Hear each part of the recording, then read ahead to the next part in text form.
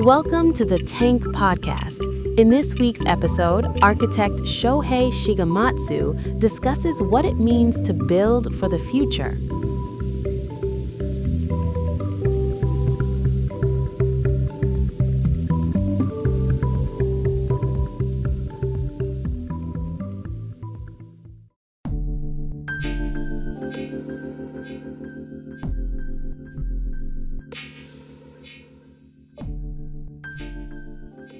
Being in OMA, I inherited a lot of the kind of collaboration of architecture industry and fashion industry. And that was, of course, crucial background for me to have my own connection to the fashion. And fashion is all about, for me, kind of redefining themselves while they're telling a consistent story at the same time. Architecture is always, tangible, functional. In fashion, and especially the domain that I'm engaged in, which is a fashion exhibition, is more about being dreamy or unexpected. So you feel like you're using different muscle or different part of your brain that you are never using. And of course, not to mention the speed is very different.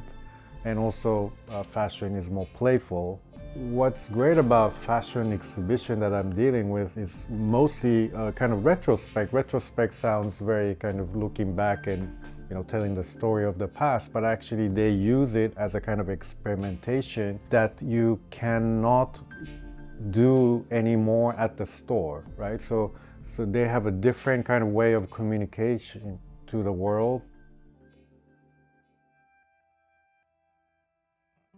Coming from Japan, because there was a huge, basically, divide between the post-modernization and pre-modernization, let's say, or westernization. Growing up in Japan, feel like history is a history, and the present and the future is like something else that is kind of detached. But what's remarkable about those brands and the way that the French tactics works is that they really use the history as a kind of edifice or a base to actually create innovation or create a mode. Because history sounds looking back, but actually history is really a base to do something new. It started from the exhibition at the Metropolitan Museum of Art called Manas Ex Machina. Then Dior asked me to do their American exhibitions, and then I did Denver, Dallas, and then we did one in Tokyo, which had a huge kind of museum gallery space and like triple height atrium, etc. We could do many things. And at that moment, first two exhibitions I did in US, I was more focused on like a typical architect's attitude. Okay, I have to have this kind of restrained towards exhibition and also leaving some traces of my own aesthetics. But from Tokyo, I thought maybe this is not interesting enough. So I really kind of took my ego out and then really thinking of the space itself, contributing to tell the story of each theme. It was different themes. Trying to push the agenda of fashion exhibition, because fashion exhibition used to be not really a blockbuster, but now it is. And also people took it for granted that fashion can be exhibited in the white cube, but I thought maybe we should actually think further and really push the possibility of fashion exhibition that is, of course, different from designing a contemporary art exhibition. For me, I'm pushing also, again, but recommending for brands to open an exhibition, but also creating some kind of small space within exhibition where they can also program and have cultural exchanges. Because exhibition is, of course, you consume the information and understand the stories, but not much interaction actually happens there. So creating a space within an exhibition where they can host small events or talks, and I think that's also for me a next step where exhibition is used as a platform, also not just for storytelling but also for exchanges.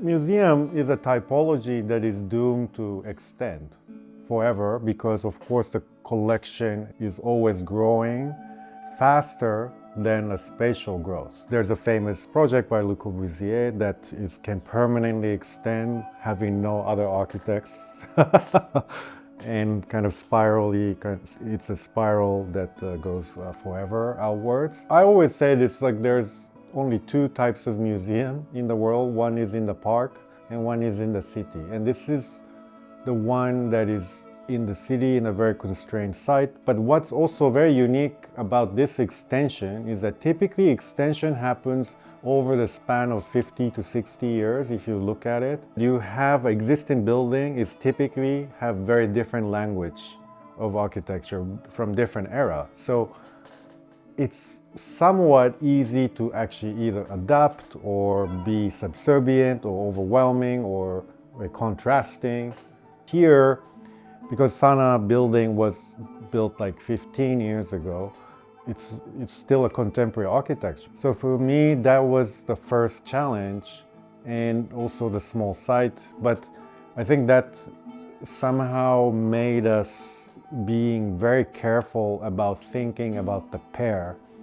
Pair is two sets of buildings that are, could have happened at the same time, which is very strange because they're both contemporary architecture.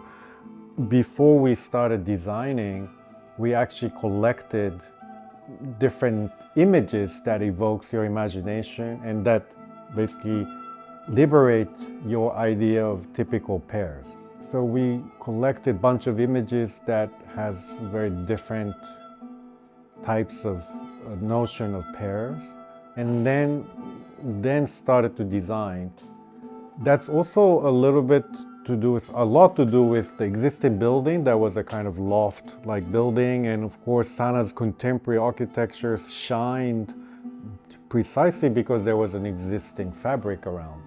So we were very mindful of the gentrification that is happening in Bowery, but also the building next door that gives a kind of good contrast. Of course, you can't really describe all in words, but having like a bunch of images that has different types of pairing actually helped us to come up with something that is ambiguously connected but ambiguously not connected. OMA actually hasn't built much. So that's actually remarkable that OMA has such an influence despite of this.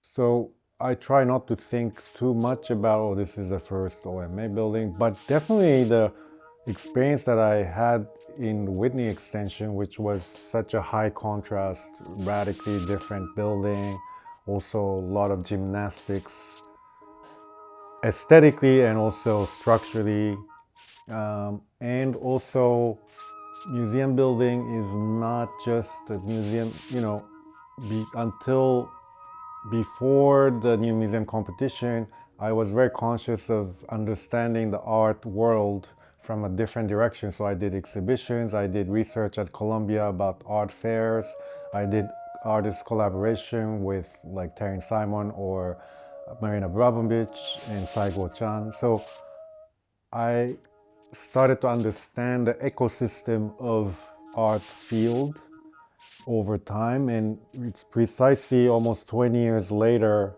after Whitney, and I could gain those experiences through the regret that I had on the Whitney project. So I think that really helped.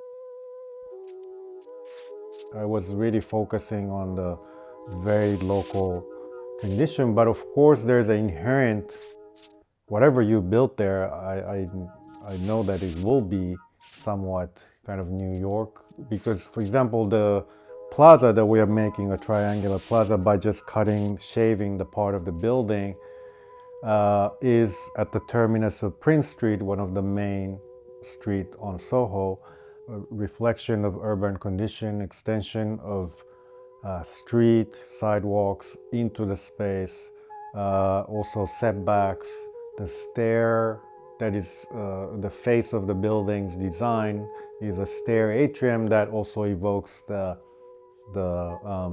exterior fire escapes there on the New York but vernacular typology. So there are many references, but for me, that wasn't a kind of main selling point. More about the museum extension and how the museums are actually changing, especially in North America, where museum entities are no longer just a kind of art galleries, but they're multifaceted art entities that has like incubator and events and education, etc. So trying to have some kind of open-ended space around where activation can happen outside of the gallery. Listening to the generation above me, like Rem and also Lisa Phillips, who is the director of the new museum, when they were younger in New York, of course, now the kind of star artists were their friends, right? And they had an atelier in Manhattan and producing in Manhattan and talking about gallery space events and expressions together.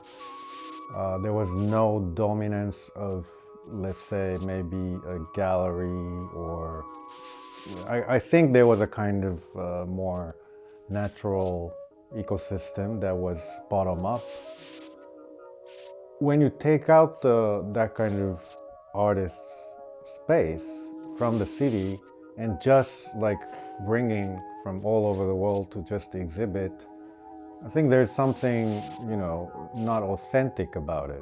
And of course, not to mention about fair, which is also just, bringing from all over the world, showing highlights, and there is no interaction with artists. Because I entered the office exactly around the Bilbao effect, where all the municipalities in the world wanted to have Guggenheim Bilbao. And architects were very much, contributing to delivering expressive designs all over the world. I don't know if that's a kind of backlash, but I think the art fair somehow cleverly countered about the permanence and the ubiquitous nature of art that can, also multidisciplinary part of the art where, art fairs can bring fashion and also, design, food, and architecture again. So it kind of is more of a platform. And I think institutions somewhat fail to provide that kind of platform. That's a museum in the park. So Olmsted, the landscape architect who designed Central Park in New York, designed this Delaware Park in Buffalo, and then existing building had sit on the park. But in 60s, there's a Gordon Bunshaft extension that made a surface parking in front and somehow created this kind of harsh contrast between the city and the park. So our extension actually undoes that surface parking and bring in the museum back to the park. But the extension has this core of gallery, so stacked gallery, but we wrapped with a glass enclosure so that people can actually circulate around the gallery and have a view to the beautiful park. But also that space is again an open-ended space where programming, community events can happen simultaneously as the exhibition. And that is a kind of huge hit. And also the existing courtyard was covered, and we collaborated with Oliver Eliasson to design the roof, which is simultaneously an art piece. So those two areas are, as you say, it's really a kind of town square, town green, and people use it so much beyond your belief. I think there's literacy of people of gathering nowadays is like beyond architects' mind. And I think this is a very important part that I would like to emphasize, that architecture, maybe through the history and through the customs, have defined the program and space too rigidly. So, okay, there's a lot of rules about, okay, auditorium has to be like this, and the meeting room has to be like that, this and that. But Somehow people are using different types of spaces and don't care about the original intended function nowadays. Through the technology and through, I think it's the literacy and also the spectacle, people enjoy meeting, doing yoga in the places that you are not supposed to. And I think this is a very interesting challenge and opportunity for architects because people are more imaginative than actually architects at the moment. So for me, this gathering, it could potentially unlock this kind of slowness of architectural evolution. I'm not saying that everything should be open and everything should be public. Like the Buffalo, the diagram is that there is a defined gallery and that works functionally very rigidly and well. I'm not denying that you need that, but then you have this slightly more open-ended spaces around, and that's becoming more and more important to me because I think the city used to be much more freer in terms of a domain where you can do lots of free things, good and bad, but somehow through COVID and somehow through a lot of surveillance and sensors and self-driving cars, I think when we witnessed through the COVID period that city is now more and more regulated and controllable through big data, AI, and digital twin, etc. So for me, architecture has to regain a feature that is city-like more than ever because the city is becoming like architecture for me, and architecture need to be a little bit more like city again to balance out.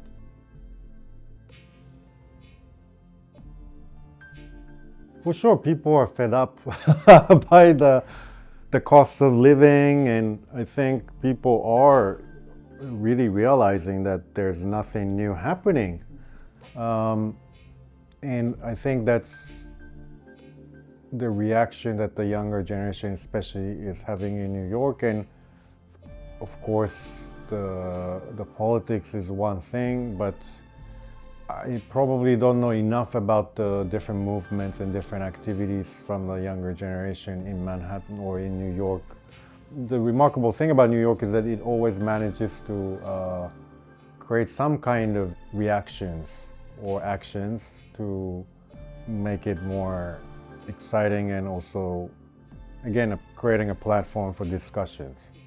And I think that as an architect continue to provide that public domain, the end game of the city is not New York or Paris or London. Our generation can think of our best form of city. And I think the current generation, not ours, but much younger generation, actually has attitude towards work-life balance and also could potentially rethink the way that the city is designed or could feed back to the existing city, but also could potentially build a new city that goes beyond, current imagination.